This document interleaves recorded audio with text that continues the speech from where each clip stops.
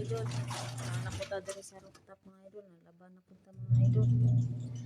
Pag-upa ko na human og panglimpyo sa grahe. Grabe naghanang bulak na mataga ka ng mga bulak bitaw, mga taga kinikusog sa hangin. Kahangak. Naglabad ang akong ulo sa mga news.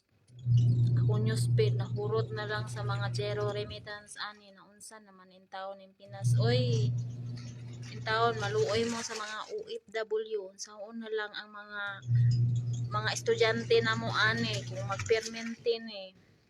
Unta nga tinuod ng 1 week lang ang zero remittance. Mag-unsa naman amo ang mga estudyante ani mga allowance ani dili may makapadala ani kada bulan. Siguro okay lang siguro ang mga naay pamilya nga naay mga trabaho sa Pinas.